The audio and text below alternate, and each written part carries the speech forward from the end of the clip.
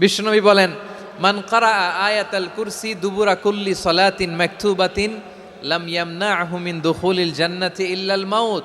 প্রত্যেক ফরজ নামাজের পরে যে আয়াতুল কুরসি পড়বে তার জান্নাতে যাওয়ার ক্ষেত্রে আর কোনো বাধা থাকে না, একটা জিনিস ছাড়া, সেটা হচ্ছে মৃত্যু, মরণ। লোকটা মরে না তাই জান্নাতে যায় না, মরলেই জান্নাতি।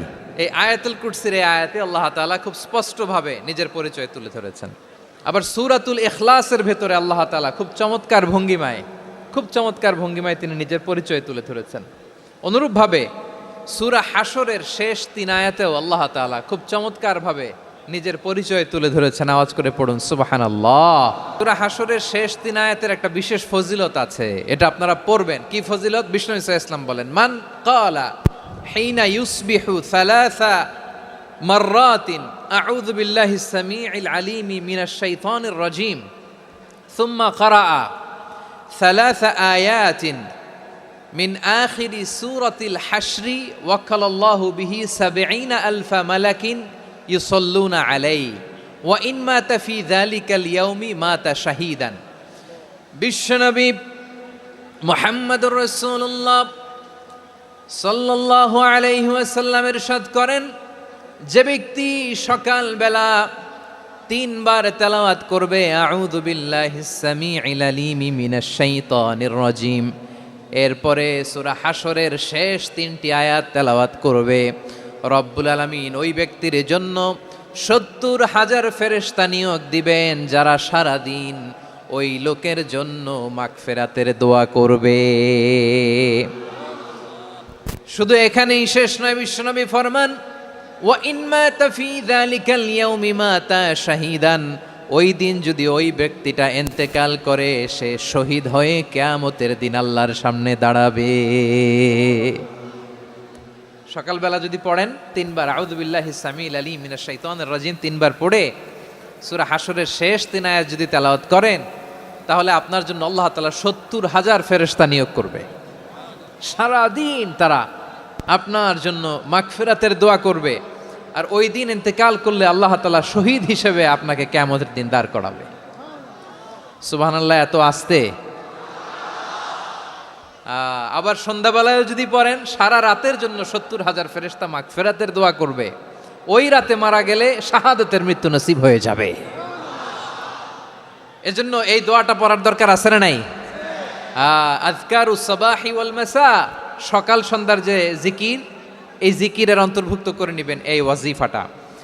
যে হাদিসটা বর্ণনা করলাম সুনানে তিরমিজির হাদিস, যদিও হাদিসটা সনদের দিক থেকে দাঈফ, কিন্তু মুহাদ্দিসিনে একরাম বলেছেন যেহেতু এটা ফাজাইলুল আমালের হাদিস, এটা পড়ার ক্ষেত্রে কোনো নিষেধাজ্ঞা নাই, এটা পড়া যাবে। সো সকাল সন্ধ্যা যদি সুযোগ হয় এই ওয়াজিফাটা যেন আমরা পড়ি।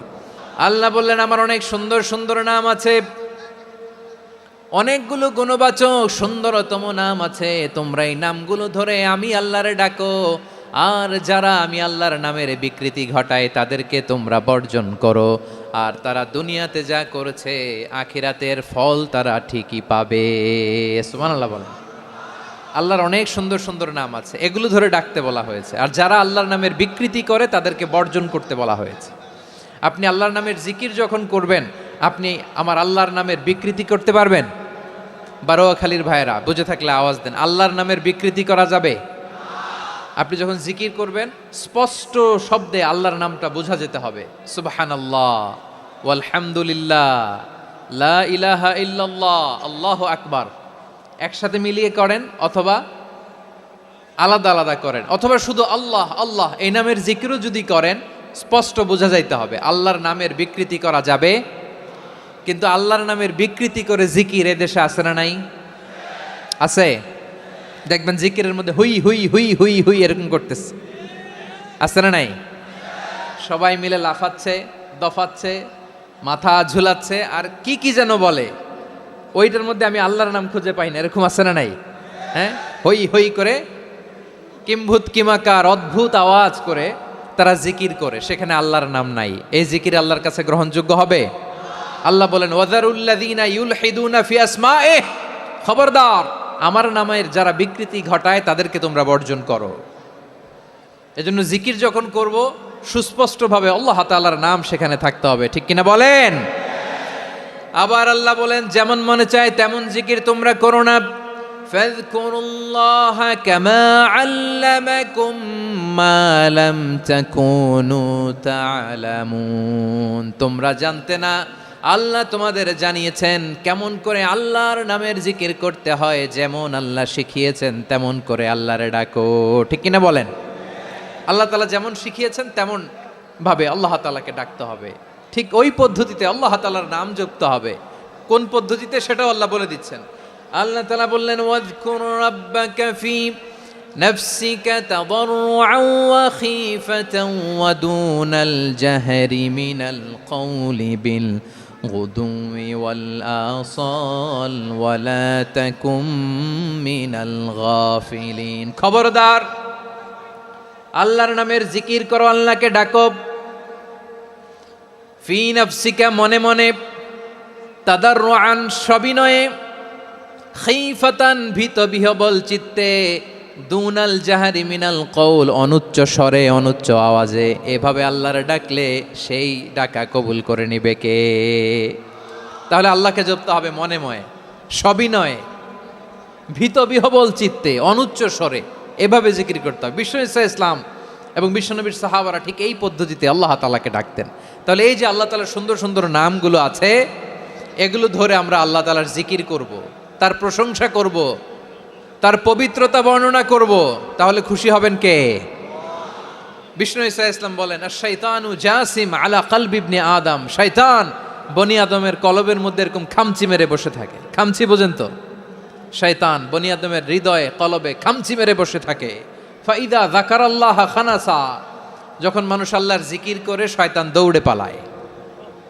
ওয়াইদা গাফালা ওয়াসওয়াসা, আর মানুষ যখন অমনোযোগী হয়, গাফিল হয়, শয়তান আবার টেম্পটেশন দেয়, আবার ধোঁকা দেয়, আবার ওয়াসওয়াসা দেয়।